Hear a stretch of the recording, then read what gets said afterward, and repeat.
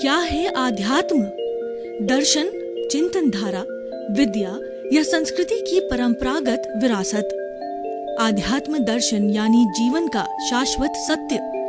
मानव जीवन से जुड़े शाश्वत सत्यों को जानिए और समझिए उपासक डॉक्टर सोहन राज तातेड़ से हमारे खास कार्यक्रम आत्मविज्ञान में। आत्मविज्ञान यानी सही दृष्टि, सही सोच। भाइयों और बहनों, मातृशक्ति को नमन। स्टूडियो में आपका हार्दिक स्वागत है, अभिनंदन है, सत्कार है।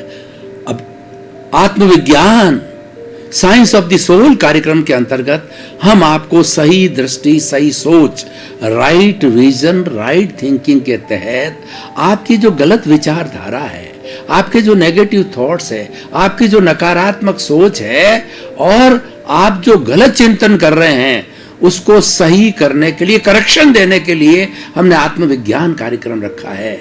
आत्मविज्ञान कार्यक्रम सनातन सत्य की बात करता है, यूनिवर्सल ट्रुथ की बात करता है, कुदरती रचना और कुदरत की कानून की बात करता है। उससे आपको अल्टीमेट ट्रुथ मालूम होता है और अल्टीमेट ट्रुथ जब मालूम हो जाता है तो आपको शाश्वत सुख मिलता है। आप एक अच्छे समाज के एक अच्छे इंसान बन जाते हो और पूरा जीवन बड़े आनंद के साथ में जी सकते हो, क्योंकि आपकी दिशा सही है। ये सारा कार्य हम अलग अलग एपिसोड्स के माध्यम से करते हैं। तो आज हमारा मंत्र से जुड़ा हुआ बहुत सुंदर और व्यापक विषय है कि वो है हमारा महामंत्र की महिमा। भाई और बहनों, ये महामंत्र जैन धर्म का है, जिसको नवकार महामंत्र कहा जाता है। इसके 5 पद है और 35 जो है इसके जो शब्द है उसके द्वारा ये बना हुआ है और इसमें गुणों की पूजा की गई है। हम जो 108 मणकों की माला कहते हैं, तो ये पंच परमेष्टि, अर्यंत, सिद्ध, आचार्य, उपाध्याय और साधु, ये 5 परमेष्टि के जो है 108 गुण होते हैं। इसीलिए माला के मणके 108 होते हैं, ताकि कि हम एक एक मणके को एक एक गुण के रूप में मानकर उसकी अभ्यर्थना करें, उसकी स्तुति करें, उसकी उपासना करें कि वो गुण मेरे भीतर भी आ जाए। हम श्रद्धा करते हैं। ये नवकार महामंत्र श्रद्धा से जुड़ा हुआ है और ये बहुत महिमा वाला है। तो मैं आपको सबसे पहले बताना चाहता हूं कि वो 108 गुण किस तरीके से है।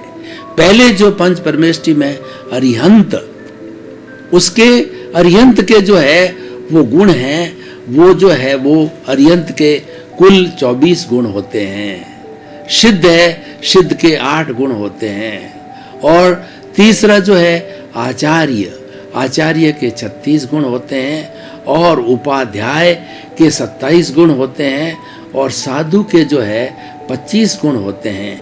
इन सब की हम जो टोटल लगावें तो 108 आती है। इसी कारण माला के 108 मनके होते हैं और 108 गुणों की अभ्यर्थना है। अब हम ये अनादि अनंत काल से ये नवकार मंत्र की जो है महिमा गाई गई है, क्योंकि ये भूतकाल में जितनी भी जो है हमारी कहना चाहिए 24 हुई है, तीर्थंकर 24 हुए हैं, तो 24 तीर्थंकरों की अभ्यर्थना है इसके अंदर है। और बहुत पूर्व लंबे काल से बहुत से साधकों ने जो है इसकी भावना को, इसकी श्रद्धा को जो है आत्मसात किया, हृदयंगम किया। उससे उनको दोनों तरफ की जो रिद्धियां, भौतिक और आध्यात्मिक रिद्धियां और सिद्धियां की प्राप्ति हुई। नवकार मंत्र का उपयोग होता है आत्म शुद्धि के लिए है, लेकिन भौतिक जो है वो सिद्धि मिलना जो है ये उसका बाई प्रोडक्ट है, ये उसके साथ ही मिलती है। कैसे मिलती, मैं आपको उदाहरण देना चाहता हूँ।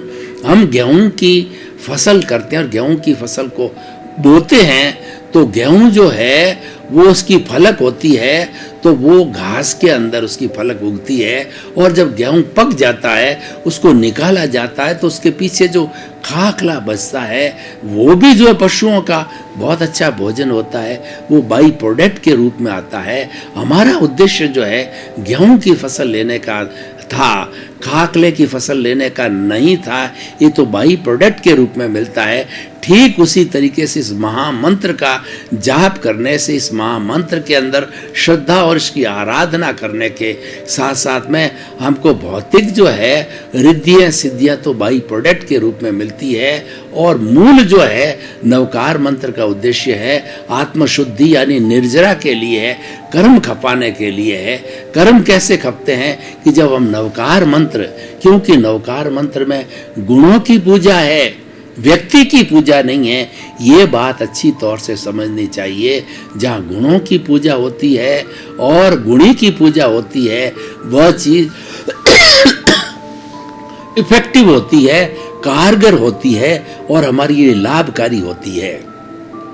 तो इन गुणों को जो है हम पूछते हैं, इनकी अभ्यर्थना करते हैं, तो क्या होता है कि हमारे भीतर जो कर्म शरीर है, उस कर्म शरीर में कर्म है वो शिथिल पड़ते हैं क्योंकि ये साधना है। जो इस मां नवकार मां मंत्र का उच्चारण करना, चांटिंग करना है, ये एक संवर है, ये एक धर्म है, ये आध्यात्मिक प्रोसेस है। और जहाँ संवर होता है उसके साथ में निश्चित तौर से निर्जरा जुड़ी हुई होती है। तो धार्मिक प्रवृत्ति और संवर होने के कारण जो है ये हमारे जो आत्मा के साथ जो है कर्म शरीर जुड़ा हुआ है, उसके कर्म शिथिल पड़ने लग जाते हैं, क्योंकि संवर हाजिर हो जाता है। और उसके संवर के हाजिर होने के कारण जो शिथिल पड़ते हैं, तो धीरे धीरे वो कर्म शरीर से डिसोशिएट हो जाते हैं। Dissociation of the karma from the karmic body, from the causal body और from the soul is called the nirjara. Dissociation of karma is called the nirjara. ये तब कहा जाता है और इसको निर्जरा भी कहा जाता है। संवर हमारी साधना है और तप है वो हमारी निर्जरा है। और निर्जरा भी एक तरह से धर्म बताया गया है, क्योंकि निर्जरा से जो है कर्म जब अलग होते हैं, मुख्य हमारा उद्देश्य क्या है, सारी धार्मिक क्रिया करने का, इस नवकार महामंत्र का उच्चारण करने का उद्देश्य यह है कि हमारा कर्म शरीर धीरे धीरे हल्का पड़े। जब कर्म शरीर हल्का पड़ता है तो हमारी आत्मा हल्की होती है, क्योंकि आत्मा के एक एक चेतनामय परमाणु के ऊपर असंख्य असंख्य पौद्गलिक चतुस्पर्शी जो है कर्म जो है लगे हुए हैं, और वो धुलझे जाते हैं, वाश होते जाते हैं। तो वाश होने के साथ साथ में हमारा कर्म शरीर भी हल्का होता है, उसका वॉल्यूम कम होता है, और साथ साथ में आत्मा भी हल्की होती है, और इसको आंशिक निर्जरा बोलते हैं। और संपूर्ण रूप से ये कर्म शरीर जो है जीरो हो जाता है, धुल जाता है, एक भी परमाणु बाकी नहीं रहता है। तो आत्मा अपने शुद्ध फॉर्म में आ जाती है। आत्मा का जो स्वभाव है वह ज्ञाता दृष्टा भाव है, वो अनंत ज्ञान वाला है, वो अनंत दर्शन वाला है, वो अनंत शक्ति वाला है, और वो अनंत सुख का धाम है। ये सारी चारों क्वालिटी जो है इसके ऊपर पर्दे पड़े हुए हैं, ज्ञानावर्णीय कर्म, दर्शनावर्णीय कर्म, मोहनीय कर्म और अंतराय कर्म। जब ये कर्म शरीर धुल जाता है तो ये कर्मों का पर्दा है, ये कर्म शरीर स्वयं कर्मों का पर्दा है जो आत्मा पर पड़ा हुआ है, और ये प्योर होते ही जो है आत्मा अपनी मूल अवस्था में आ जाती है। मैं उदाहरण देना चाहता हूँ कि मूल अवस्था में कैसे आती। सूर्य चमक रहा है लेकिन बादल उसके बीच के अंदर आ गए, ऑब्स्टेकल आ गए, तो सूर्य का प्रकाश हमको नजर नहीं आता है और घने बादल हो जाते हैं, तो हमको लगता है कि अंधेरा हो गया। लेकिन सूर्य का अस्तित्व तो नहीं गया है, सूर्य तो है लेकिन बादलों का ढक गया। तो इन चार पर्दों के कारण, जिनको भी हम घाती कर्म कहते हैं, ये चार बड़े ऑब्स्टेकल है जो आत्मा की घात करते हैं, आत्मा का गला रौंदते हैं और आत्मा को प्रकट नहीं होने देते हैं। और जब वॉश कर दिए जाते हैं, जिस तरीके से किसी भी वस्तु के ऊपर पड़े हुए कोई जीव जो है पर्दे को हटा दिया जाता है, वस्तु अपने मूल स्वरूप में प्रकट हो जाती है। तो आत्मा अपने मूल स्वरूप के प्रकट होकर के और वह इस पौद्गलिक शरीर में नहीं रुक सकती, उसकी प्रेजेंस नहीं रह सकती है और वह सिद्ध बुद्ध और मुक्त हो जाती है। तो भाई और बहनों, हम जो है इस महामंत्र की महिमा की बात करते हैं। इस महामंत्र के अंदर पांच परमेष्ठी के जो मुख्य मुख्य व्यक्तित्व कौन से हैं? तो पहला व्यक्तित्व है वह है अरिहंत। अरि प्लस हंत। अरिहंत वह होता है जो कि दुश्मनों का नाश करने वाला होता है। बाहर के दुश्मन नहीं, भीतर के दुश्मन, क्रोध मान माया लोभ का नाश करने वाला जितेंद्रिय होता है, वो अरिहंत होता है। हर अरिहंत जो है केवली होता है, उसको एब्सोल्यूट ट्रुथ होता है, वो भुवन भास्कर केवल ज्ञान उसको होता है हर तीर्थंकर को। और इसके जो 12 गुण होते हैं, इसीलिए वो पूजनीय कहलाते हैं और उनके गुणों की भजना की जाती है, उनके गुणों को चैंटिंग किया जाता है। नवकार मंत्र के अंदर 12 गुणों के 12 मन के घुमाए जाते हैं और उनके गुणों को याद किया जाता है। उनके गुणों को याद करने से हम ये अभ्यर्थना करते हैं कि गुण हमारे भीतर भी आवे, और दूसरे रूप के अंदर हम जो ये प्रतिष्ठा करते हैं कि हमारे आत्मा के ऊपर जो 4 तरह के जो पर्दे गिरे हुए हैं वो संपूर्ण रूप से हट जावे और हम भी जो है जिस तरीके से अरिहंत भगवान सिद्ध बुद्ध मुक्त हुए तो हम भी मोक्षगामी बने। दूसरा सिद्ध, ये सिद्ध भगवान तो ऑलरेडी अरिहंत भगवान जब सिद्ध शिला में पधार जाते हैं, केवली भगवान जब सिद्ध शिला पर पधार जाते हैं तो वो सिद्ध बन जाते हैं और वो वापस इस 84 लाख जीवा योनि के अंदर नहीं आते हैं और मूल रूप के अंदर प्रकट हो जाते हैं। जैसे कि जो 8 गुण होते हैं, मूल होते हैं, वो कौन कौन से होते हैं कि हमारा सम्यक तो है और जो है वटल अवगान है, अमूर्तित्व, अगुरु लघुत्व और निरंतराय, और जो है वो अनंत ज्ञान, अनंत दर्शन, अनंत शक्ति और अनंत सुख। ये 4 और 4 8 जो है इनके गुण होते हैं जो कि हमारे सिद्ध भगवान के होते हैं। उन गुणों की भजना करते हैं हम। नवकार महामंत्र के अंदर ये 8 गुणों की भजना करते हैं कि हमारा मूल स्वरूप हमको प्राप्त हो जाए। हमें मूल स्वरूप की प्राप्ति के लिए, मूल स्वरूप प्राप्त क्यों नहीं होता है? क्योंकि उसके साथ में जो कर्म शरीर है वो ऑब्स्ट्रकल है, ये राग द्वेष है, वो ऑब्स्टेकल है, और ये राग द्वेष ये अज्ञान है। इस अज्ञान की वेल्डिंग को नवकार महामंत्र रूपी आरी के द्वारा हम काटते हैं, और जो ही काट करके धीरे धीरे धीरे धीरे काट करके और इसको पूरा काट दिया जाता है तो ये मूल स्वरूप में आत्मा प्रकट होकर के और सिद्ध भगवान बन जाती है, जिसकी हम बात करते हैं। तीसरा है आचार्य। ये आचार्य है, भगवान होते हैं, वो तीर्थंकर भगवान के प्रतिनिधि होते हैं। हम यहाँ भरत क्षेत्र के अंदर अभी जो है तीर्थंकर भगवान को नहीं देख पाते हैं, और सिद्ध भगवान को तो देखने का प्रश्न नहीं, वो तो सिद्ध शिला में विराजमान हो गए, हमारे इस मनुष्य लोक में आते ही नहीं है। तीर्थंकर भगवान अभी कोई नहीं है भरत क्षेत्र में, तो हम उनके साक्षात दर्शन नहीं कर सकते। उनके प्रतिनिधि जो आचार्य होते हैं, जो कि जो है अपने अपने शिष्यों को दीक्षित करते हैं और उनको जो है उनको उनकी सार संभाल करते हैं, और सार संभाल के साथ साथ के अंदर उनको आगम वाणी, जिन वाणी भगवान की वाणी का जो है पूरा अध्ययन करवाते हैं। उनके 36 गुण होते हैं, तो ऐसे आचार्यों के 36 गुणों की हम भजना करते हैं, अभ्यर्थना करते हैं और उनकी माला फेरते हैं, तो उससे हमारे भीतर सब्लिमेशन होता है, शुद्धिकरण होता है, और शुद्धिकरण होकर के हमारी आत्मा धीरे धीरे जो है प्योरिटी की ओर जाती है, यानी निर्जरा चालू हो जाती है। क्योंकि नवकार मंत्र की भजना संवर है, और जहाँ संवर एक साधना है और निर्जरा उसकी निष्पत्ति है, इसलिए भगवान ने, अरिहंत भगवान ने जो संवर और निर्जरा 2 जो है धर्म बताए, इन धर्म के माध्यम से जो है, ये धर्म रूपी साबुन के माध्यम से जो है हम राग द्वेष रूपी कर्म शरीर को जो है धोते हैं, और जब पूर्ण धो दिया जाता है तो हम भी जो है सिद्ध बन जाते हैं, सिद्ध बुद्ध मुक्त हो जाते हैं। ये सारा कार्य आचार्य करवाते हैं, क्योंकि अरिहंत और सिद्ध हम उनके पास नहीं पहुंच सकते। आचार्य वर्तमान में मौजूद है, अपने अपने गुरु होते हैं, और उनके पास हम पहुंच करके और सो जिन वाणी को पता करते हैं। और गुरु वह होता है, गु का मतलब होता अंधकार, रू को मतलब दूर करने वाला।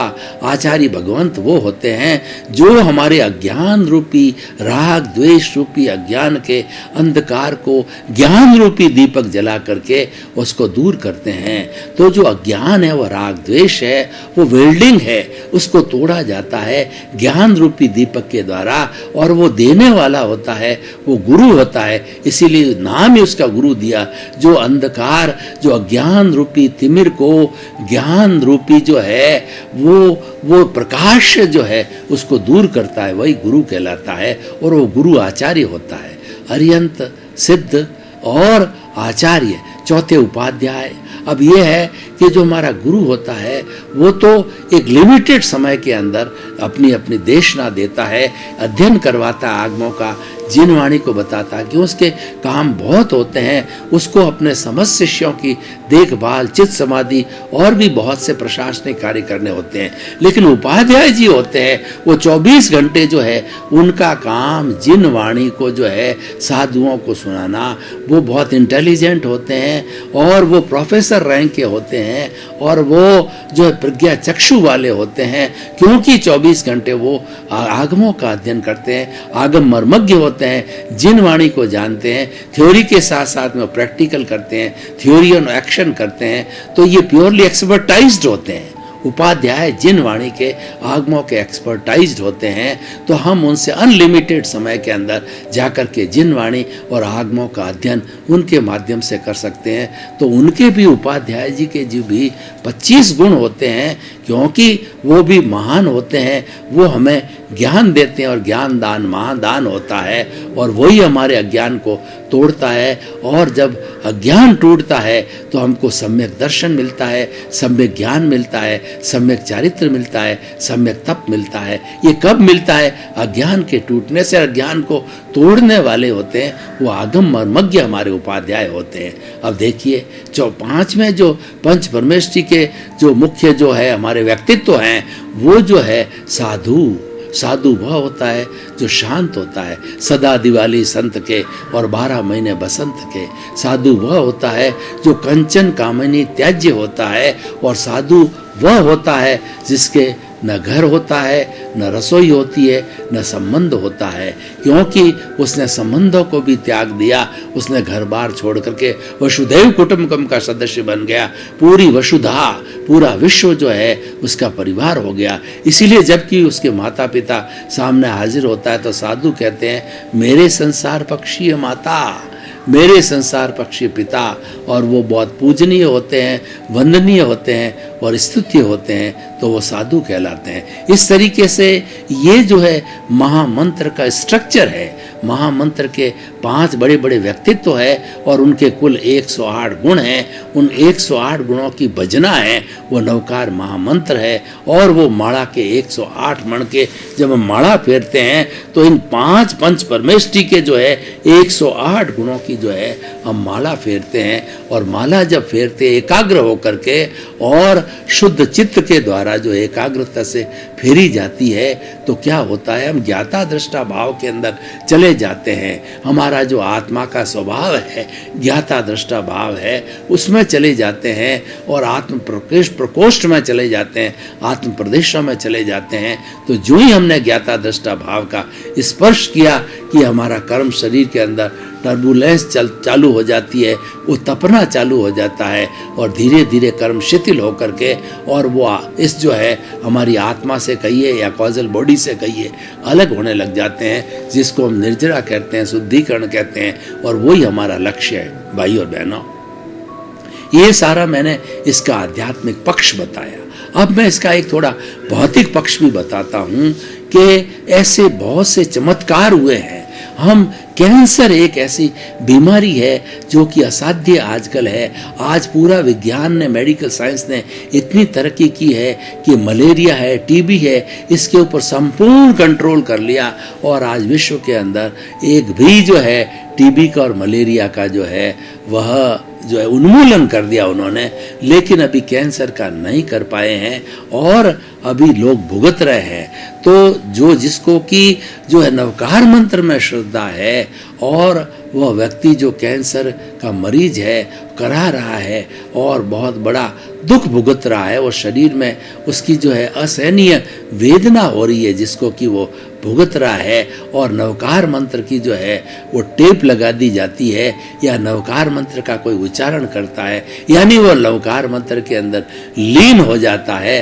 तो ऐसे बहुत से जो उदाहरण मिलते हैं कि धीरे धीरे उसका कैंसरियस सेल थी वो नॉर्मल सेल्स के अंदर बदल जाती है, और लगातार नवकार मंत्र का जो है जाप करने से वो उसका कैंसर भी ठीक हो जाता है। क्योंकि जो है ये एक चमत्कार है।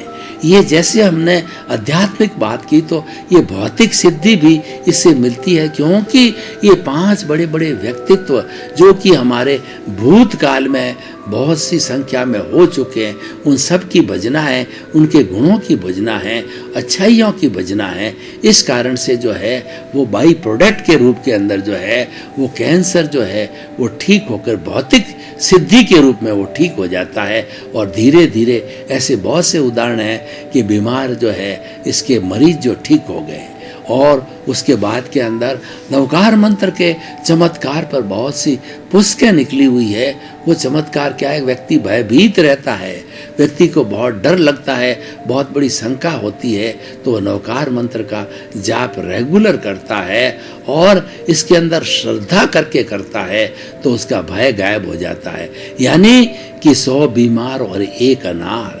व्यक्ति के बहुत सी बीमारियां तकलीफें घर गृहस्थी में होती है, वो अपना कोई भी डॉक्टरी मेडिकल साइंस का उपचार करे वो अच्छी बात है, लेकिन उपचार के साथ साथ में नवकार मंत्र में श्रद्धा करके एकाग्र होकर के और दद्दचित्त होकर के इसकी जो माला फेरी जाती है तो वह जिस संकट में हो धीरे धीरे लंबे समय तक जो इसकी साधना करने से वो संकट जो है दूर होने लगता है। ऐसा नवकार महामंत्र है जिसका कि हम अगर रेगुलर उपयोग करें तो हम जो है आध्यात्मिक सिद्धि के साथ साथ में भौतिक सिद्धि भी प्राप्त कर सकते हैं। तो भाई और बहनों, ये नवकार मंत्र जो है प्राणी मात्र के लिए है।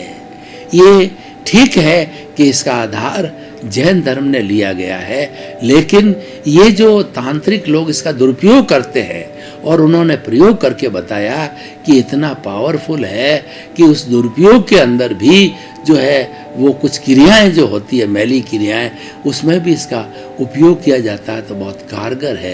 हालांकि हम इसको सजेस्ट नहीं करते हैं, ये तो इसके पावर की बात बताई कि इतना पावरफुल है कि उसमें भी उसका जो उपयोग करते हैं तो वो भी जो है वो साकार हो जाता है। तो भाई और बहनों, हम बुराई की तरफ नहीं जाना चाहते हैं, हम तो अच्छाई की तरफ, इसकी महिमा की बात कर रहे हैं कि जो कोई भी नवकार मंत्र का श्रद्धा के साथ में एकाग्र होकर के और जो है वो इसका उपयोग करता है तो बहुत बड़ी जो है वो भौतिक सिद्धि और आध्यात्मिक सिद्धि प्राप्त होती है।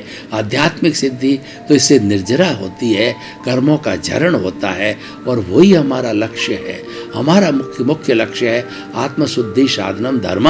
हम धार्मिक प्रवृत्ति करके और आत्मा के साथ जो कर्म शरीर जो कि जन्म जन्मांतर से जो लगा हुआ है, और हमें अब इस जीवन के अंदर हमको सम्यक दर्शन मिला, ज्ञानी की कृपा से जो है हमको ज्ञान मिला, तो ज्ञान मिलने से सम्यक दर्शन की जिसको प्राप्ति होती है तो वो इसका उपयोग बहुत अच्छी तरीके से कर सकता है। क्योंकि सम्यक दर्शन का अर्थ होता है कि राइट फेथ, वो व्यक्ति जो है वो सही श्रद्धा रखे, और वो श्रद्धा के लिए नवकार मंत्र जो है वो एक बहुत बड़ा साधन बन जाता है, और उसकी साधना करते करते जो है हम जो है अपने गंतव्य तक, जो हमारी मुक्ति का गंतव्य है, वो कुछ जन्मों के अंदर हम पहुंच सकते हैं। अकेला नवकार महामंत्र की साधना करने वाला निरंतर रूप से एकाग्रता के साथ में, तन्मयता के साथ के अंदर, श्रद्धा के साथ के अंदर नवकार मंत्र का जाप करता है। भाई और बहनों, आपका बहुत बहुत धन्यवाद। आप आत्मविज्ञान कार्यक्रम बराबर देख रहे हो। आत्मविज्ञान कार्यक्रम की आत्मा है और हमारे पास आपका फीडबैक आ रहा है। पीछे जो पर्दे के ऊपर हमारा ईमेल, हमारा जो है वेबसाइट और हमारा जो है मोबाइल ऐप है, उसके माध्यम से आप अपनी जिज्ञासा भेज करके समाधान प्राप्त कर सकते हैं और आपकी जिज्ञासा के अनुरूप ही हम नए नए एपिसोड्स बनाते हैं। तो हमारा आपके साथ में तारतम्य है, तादात्म्य है, ये बना रहे, क्योंकि आत्मविज्ञान का मुख्य उद्देश्य सर्वे भवन्तु सुखिनः सर्वे भवन्तु निरामया, जगत के सब जीवों को सुख मिले, आनंद मिले, प्रेम मिले और वो उनको मुक्ति मिले। उसी क्रम में आपके प्रति खूब खूब शुभ भावना। आत्मविज्ञान में आत्मविज्ञान यानी सही दृष्टि, सही सोच।